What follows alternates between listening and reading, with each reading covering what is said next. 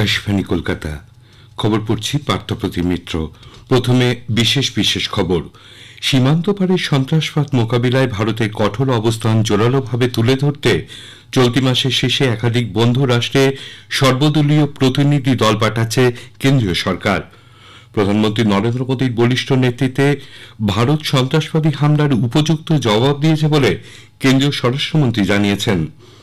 ইসরো আজ অন্ধ্রপ্রদেশের শ্রীহরিকোটা থেকে ভূ পর্যবেক্ষণ কৃত্রিম উপগ্রহ EOS-09 মহাকাশে পাঠিয়েছে।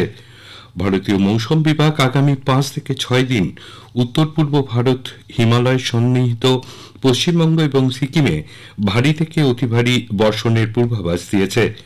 কলকাতা নাইট রাইডার্স চলতি IPL ক্রিকেটের প্লে অফের দৌড় থেকে ছিটকে গেছে। আসছি বিস্তারিত খবরে। অপারেশন সিন্দুরের প্রেক্ষাপটে এবং সীমান্ত পারের সন্ত্রাসবাদ মোকাবিলায় ভারতের কঠোর অবস্থান আন্তর্জাতিক মঞ্চে আরও জোরদারভাবে তুলে ধরতে 7টি সর্বদলীয় প্রতিনিধি দল চলতি মাসের শেষে রাষ্ট্রসংঘের নিরাপত্তা পরিষদের সদস্য সহ একাধিক গুরুত্বপূর্ণ বন্ধু রাষ্ট্র সফরে যাচ্ছে। প্রতিটি দলে বিভিন্ন রাজনৈতিক দলের সাংসদ, কূটনীতিক এবং অভিজ্ঞ রাজনৈতিক ব্যক্তিত্বরা থাকবেন। প্রতিনিধি দলগুলিকে নেতৃত্ব দেবেন কংগ্রেসের শশী থারুর, বিজেপির রবিশঙ্কর প্রসাদ ও বৈজয়ন্ত পান্ডা, জেডিইউ সঞ্জয় কুমার ঝা, ডিএমকের কানিমোড়ি করুণানিধি, এনসিপি সুপ্রিয়া সুলে এবং শিবসেনার শ্রীকান্ত একনাথ সিন্ডে। এই দলগুলি আন্তর্জাতিক স্তরে ভারতের জাতীয় ঐক্যমত ও সন্ত্রাসবাদ বিরোধী দৃঢ় অবস্থান তুলে ধরবে। বিভিন্ন রাজনৈতিক দল কেন্দ্রীয় সরকারের এই উদ্যোগকে সাধুবাদ জানিয়েছে। বিজেপি সাংসদ রবিশঙ্কর প্রসাদ বলেন, এই পদক্ষেপ প্রধানমন্ত্রী নরেন্দ্র মোদীর দূরদর্শী চিন্তাভাবনার প্রতিফলন। বিজেপি সাংসদ বৈজয়ন্ত পান্ডা বলেছেন, পাকিস্তান অপারেশন সিন্দুরের মাধ্যমে যথোচিত শিক্ষা পেয়েছে। কংগ্রেস সাংসদ শশী থারুর এই উদ্যোগ গ্রহণের জন্য সরকারকে ধন্যবাদ জানিয়ে বলেছেন, দেশের স্বার্থে যে কোনো উদ্যোগে সামিল হতে তিনি সদা প্রস্তুত। ডিএমকে সাংসদ কানিমোড়ি এই প্রস্তাবে সাড়া দিয়ে প্রধানমন্ত্রী ও বিদেশমন্ত্রী ও সংসদ বিষয়ক মন্ত্রীকে ধন্যবাদ জানিয়েছেন। শিবসেনা সাংসদ শ্রীকান্ত সিন্ডে বলেছেন, ভারত সন্ত্রাসবাদের বিরুদ্ধে লড়াই করছে, তবে কিছু দেশ সন্ত্রাসবাদকে সমর্থন যোগাচ্ছে, যা দুঃখজনক। এদিকে সংসদ বিষয়ক মন্ত্রী কিরেন রিজিজু এক সোশ্যাল মিডিয়া পোস্টে 7টি সর্বদলীয় প্রতিনিধি দলের সফরসূচি ও সাংসদদের নাম ঘোষণা করেছেন।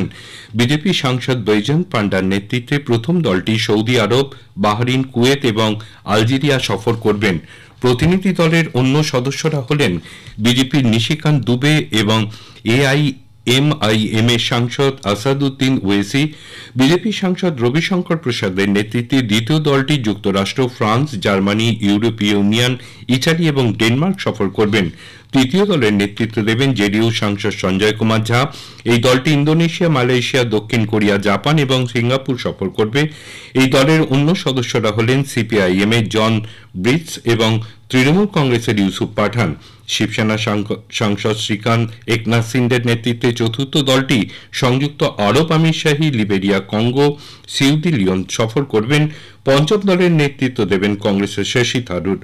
ষষ্ঠ দলের নেতৃত্বে থাকছেন ডিএমকে সাংসদ কানিমোড়ি করুণানিধি এবং সপ্তম দলের নেতৃত্ব দেবেন এনসিপি সাংসদ সুপ্রিয়া সুলে। কেন্দ্রীয় স্বরাষ্ট্রমন্ত্রী অমিত শাহ আজ ফের প্রত্যয়ের সঙ্গে বলেছেন যে প্রধানমন্ত্রী নরেন্দ্র মোদীর বলিষ্ঠ নেতৃত্বে ভারত সন্ত্রাসবাদী হামলার উপযুক্ত জবাব দিয়েছে। ভারতের পাল্টা জবাবে সারা বিশ্বে যেমন স্তম্ভিত হয়ে গেছে, তেমনি পাকিস্তানও ভয় পেয়েছে। গুজরাটের গান্ধীনগরে গতকাল 700 কোটি টাকার বেশি মূল্যের বিভিন্ন উন্নয়নমূলক প্রকল্পের সূচনা করে এক জনসভায় অমিত শাহ কথা বলেন। ভারতীয় সশস্ত্র বাহিনী যেভাবে সন্ত্রাসবাদের প্রত্যুত্তরে বলিষ্ঠ পদক্ষেপ নিয়েছে, তার তিনি প্রশংসা করেছেন।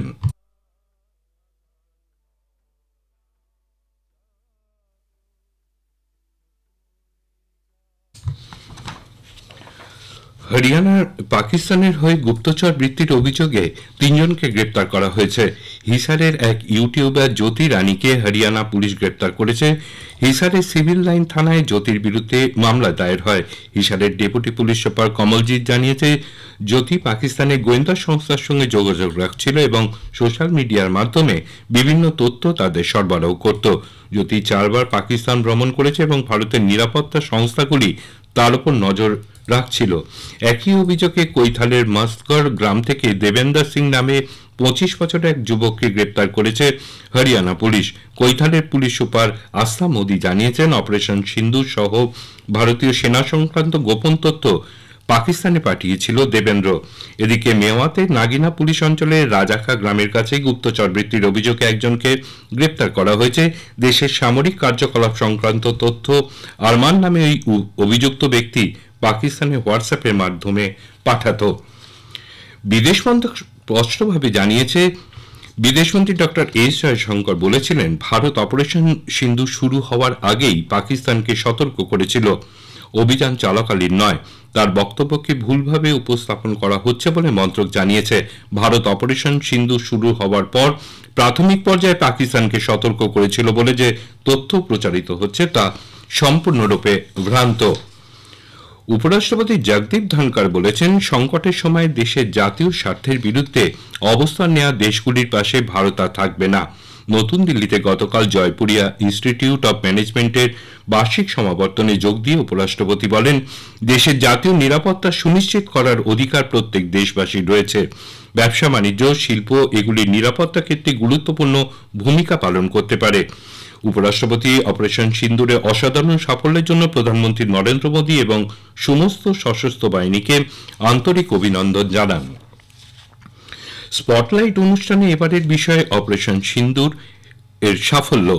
আলোচনায় অংশ নিয়েছেন সেনাবাহিনীর প্রাক্তন কর্নেল সব্যসাচী বাগচি এবং বিমান বাহিনীর প্রাক্তন আধিকারিক শ্যামল ভট্টাচার্য। সাক্ষাৎকার নিয়েছেন সন্দীপন দাশগুপ্ত।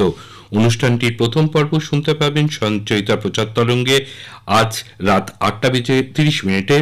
একই সঙ্গে আকাশবাণী সংবাদের সব সোশ্যাল মিডিয়া পেজে অনুষ্ঠানটি একযোগে প্রচারিত হবে।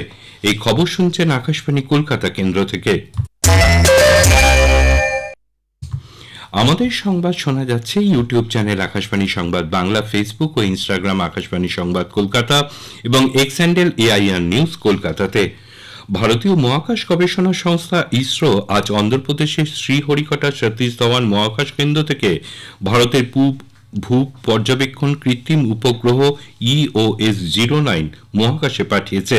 PSLV C-61 রকেটের সাহায্যে সকাল 5:59 এই কৃত্রিম উপগ্রহ উৎক্ষেপণ করা হয়। এটি ইসরোর 101তম উৎক্ষেপণ।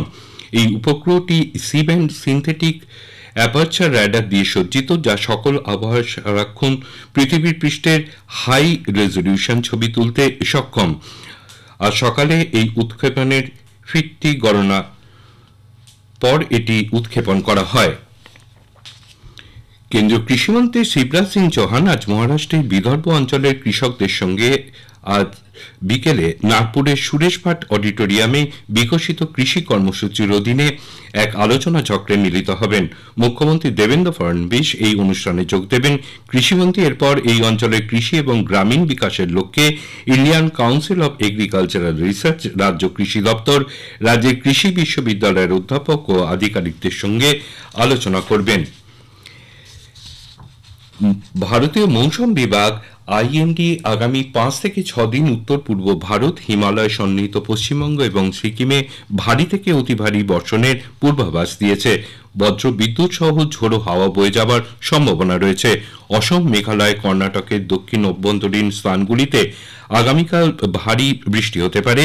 জাতীয় রাজধানী দিল্লিতে গতকাল বিকেলের পর কিছুটা ঝড় বৃষ্টিতে স্বস্তি পেয়েছেন বাসিন্দারা। কলকাতা নাইট রাইডার্স চলতি IPL প্লে অফের দৌড় থেকে ছিটকে গেছে। বেঙ্গালুরুর চিন্নাস্বামী স্টেডিয়ামে গতকাল সন্ধ্যায় কলকাতা নাইট রাইডার্স ও রয়্যাল চ্যালেঞ্জার্স বেঙ্গালুরুর মধ্যে ম্যাচটি বৃষ্টির কারণে পরিত্যক্ত ঘোষিত হওয়ায় কলকাতা প্লে অফে যাওয়ার সম্ভাবনা শেষ হয়ে যায়। লাগাতার বৃষ্টির কারণে এদিন ম্যাচ টস করাই যায়নি।